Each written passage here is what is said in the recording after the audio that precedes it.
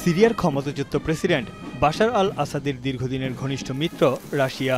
বিশেষ করে 2011 সালে সিরিয়ায় গৃহযুদ্ধ শুরুর পর থেকে দামেস্ক ও মস্কো সম্পর্ক আরও জোরদার হয়। 2015 সালে রাশিয়ার বিমান হামলায় বিদ্রোহীদের হটিয়ে ক্ষমতা পাকাপোক্ত করে আসাদ প্রশাসন। সিরিয়ার মাটিতে দুটি গুরুত্বপূর্ণ সামরিক ঘাঁটি আছে রাশিয়ার। 9 বছরে দেশটির ভূখণ্ডে রুশ হামলায় প্রাণ গেছে 21,000-এর বেশি মানুষের। মস্কো জানিয়েছে, প্রেসিডেন্ট পুতিনের সিদ্ধান্তেই আসাদের পরিবারকে মানবিক দৃষ্টিকোণ থেকে রাজনৈতিক আশ্রয় দেওয়া হয়েছে। ফিনান্সিয়াল টাইমসের তথ্য, আসাদের স্বজনদের অন্তত 18টি বিলাসবহুল অ্যাপার্টমেন্ট আছে রাশিয়ায়। কেবল গৃহযুদ্ধের সময়ই মস্কোতে কোটি কোটি ডলার পাচার করেছেন তিনি।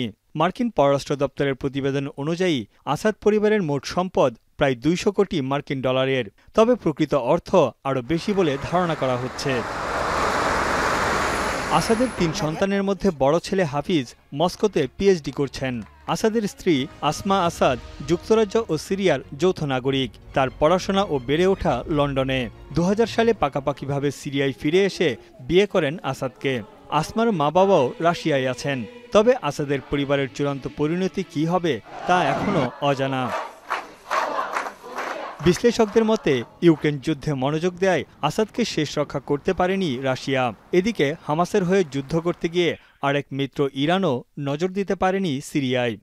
Muhaliflerin azmiyle belki tekrar bir zafere ulaşabilirlerdi, ulaşırlardı muhakkak ama çok uzun zaman olurdu ve kanlı olabilirdi. Ama Ruslar ve İranlar baktılar. রুশ জনগণ বলছে, মিত্রদের বিপদে তাদের পাশে দাঁড়ানো উচিত। বাশার আল আসাদকে রাশিয়ার আশ্রয় দেওয়াটা খুব স্বাভাবিক ঘটনা। Это критичная точка уже была, когда довели уже до такого состояния. Другого выхода, и он бы, наверное, плохо закончил, если бы остался в стране. Они же вообще не оказали сопротивления, они же сдали просто свою страну. Есть такой лозунг «своих не бросаем». Я, конечно, понимаю. রাসায়নিক অস্ত্র ব্যবহার করে মানবতা বিরোধী অপরাধ করেছে আসাদ সরকার, এমন অভিযোগ এনে বিচারের আহ্বান জানিয়েছে অ্যামনেস্টি ইন্টারন্যাশনাল। যুদ্ধ অপরাধের দায়ে আন্তর্জাতিক আদালতে আসাদের বিরুদ্ধে গ্রেপ্তারি পরোয়ানা জারির দাবি তুলেছে ফ্রান্স।